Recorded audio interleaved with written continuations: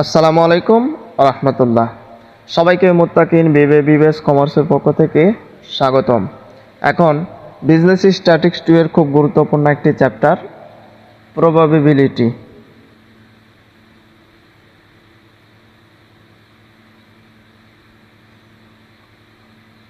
এই চ্যাপ্টারটি হতে PDF সাজেশনে problem 5 আলোচনা করব ইনশাআল্লাহ। প্রথমত প্রশ্ন পড়ে আমরা বুঝে নেব কি বলেছে প্রশ্নে। 6 coins are tossed simultaneously. Find the probability of getting at last 3 flower.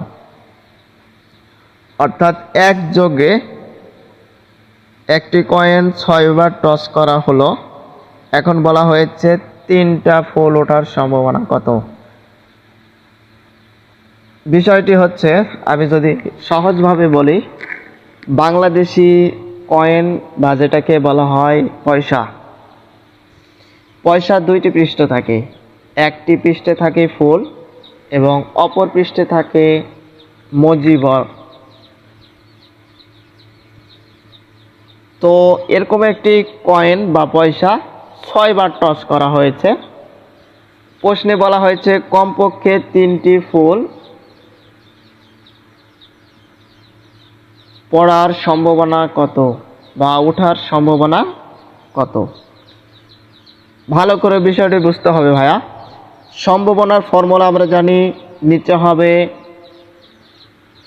মোট সম্ভাবনা আর ওপরে হবে সম্ভাব্য সম্ভাবনা। সম্ভাব্য সম্ভাবনা এই বিষয়টি আমাদেরকে ভালোভাবে বুঝতে হবে। তাহলে টস করা হয়েছে কয়বার কয়েন? 6 বার। আমাদেরকে বলা হয়েছে কমপক্ষে 3টি ফুল ওঠার সম্ভাবনা কত, মানে 3 বার ফুল ওঠার সম্ভাবনা কত। সুতরাং আমরা এখানে যদি কমপক্ষে 3টি ফুল ওঠার সম্ভাবনা বলে, তাহলে কয়েন আছে কয়বার টস করা হয়েছে? 6 বার। তাহলে এখানে হবে 6 কম্বাইন 3, তারপর হবে 6 কম্বাইন 4, তারপর হবে 6 কম্বাইন 5, দেন 6 কম্বাইন 6। আশা করি বিষয়টি তোমরা বুঝতে পেরেছ।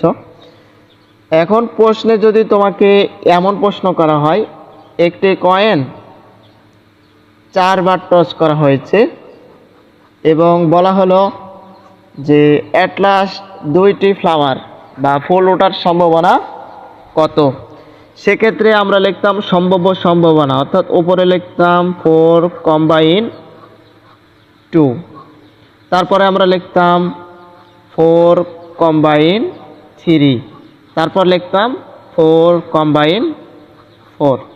এক কথায় অ্যাট লাস্ট যতটি বলবে ততটি থেকে শুরু হবে এবং যতবার কয়েনটি টস করা হয়েছে ঠিক ততবার পর্যন্ত যেতে হবে এবং নিচে লিখতে হবে মোট সম্ভাবনা।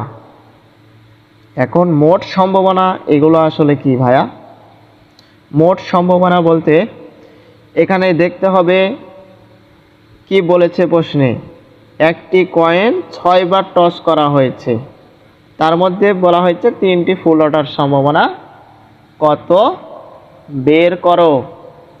তাহলে নিচে লিখতে হবে মোট সম্ভাবনা। তাহলে কি করতে হবে? তাহলে বলা হয়েছে অ্যাট লাস্ট 3টি ফুল ওঠার সম্ভাবনা কত, তাহলে জাস্ট 3-এর ওপর কয়বার টস করা হয়েছে কয়েন? 6 বার, 6 দিতে হবে। তাহলে 3-এর ওপর পাওয়ার 6 মানে 6 বার 3 গুণ করলে একটি ফলাফল পাওয়া যাবে। এটি হচ্ছে মোট সম্ভাবনা। এই সম্ভাবনাটি নিচে লিখতে হবে এবং একটু আগে যে বিষয়টি আমি বুঝিয়ে দিয়েছি ওটা হচ্ছে সম্ভাব্য সম্ভাবনা, এটি হচ্ছে উপরে লিখতে হবে। এখানে বলা হয়েছে 3 বার ফ্লাওয়ার বা ফুল ওঠার সম্ভাবনা কত। তাহলে আমরা প্রথমে লিখব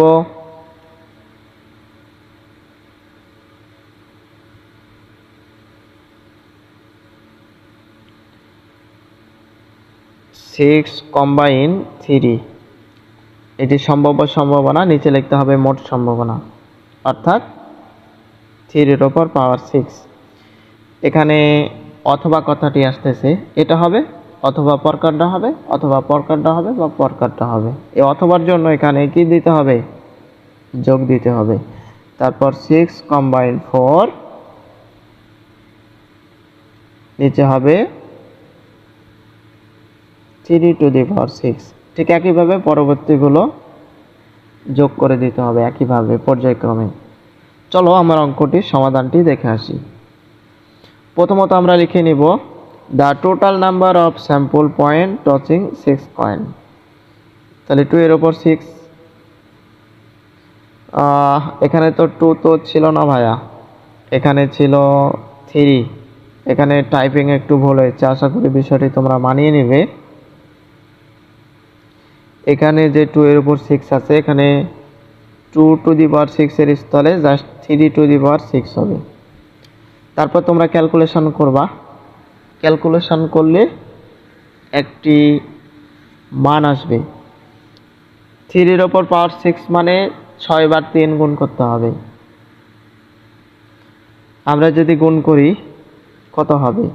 3 into 3 into 3 into 3 into 3 into 3, 3 3 9, 3 3 9, 3 3 9। তাহলে 3 নং কত? 3 3 9, 3 3 9, 3 3 9। তাহলে 9 নং 81।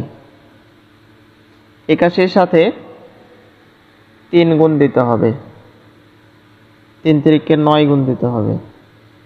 দিলে আমরা কাঙ্ক্ষিত ফলাফলটি পেয়ে যাব। এটা হচ্ছে মোট সম্ভাবনা, এটি নিচে লিখতে হবে। দেন আমরা লিখব the probability of at last getting 3 flower. 3টি ফুল ওঠার সম্ভাবনা, প্রবাবিলিটি অফ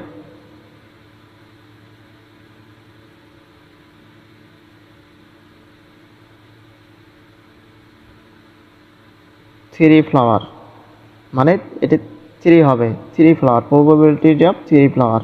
আশা করি বিষয়টি তোমরা মানিয়ে নেবে। এখানে লিখতে হবে, উপরে লিখতে হবে সম্ভাব্য সম্ভাবনা, নিচে লিখতে হবে মোট সম্ভাবনা। তাহলে 6 বার কয়েন টস করা হয়েছে, তাহলে 6 কম্বাইন 3, কমপক্ষে 3টি ফুল ওঠার সম্ভাবনা বলা হয়েছিল, এই জন্য 3। আর নিচে লিখতে হবে মোট সম্ভাবনা, অর্থাৎ 3 এর উপর পাওয়ার 6 দিয়ে ক্যালকুলেশন করবা তোমরা, ক্যালকুলেটর দিয়ে যে সংখ্যা হবে সেই সংখ্যা জাস্ট নিচে বসিয়ে দিবা। অথবা কথাটি আসতেছিল, এখানে যোগ হবে। তারপর এখানে 3 3 বার নিয়েছি, তারপর 4 বার, তারপর 5 বার, তারপর 6 বার। ক্যালকুলেশন করলে আমরা কাঙ্ক্ষিত সম্ভাবনাটি পেয়ে যাব। এখানে যদিও ক্যালকুলেশন ভুল হয়েছে, আশা করি এই বিষয়টি তোমরা মানিয়ে নেবে, তাহলে আমরা কাঙ্ক্ষিত প্রবাবিলিটি পেয়ে যাব। আশা করি অঙ্কটি তোমরা খুব ভালোভাবে বুঝতে পেরেছো। তারপরে যদি বুঝতে সমস্যা হয় হোয়াটসঅ্যাপে মেসেজ দিয়ে বিস্তারিত জেনে নিতে পারো। আবার দেখা হবে পরবর্তী কোনো ক্লাসে ইনশাআল্লাহ।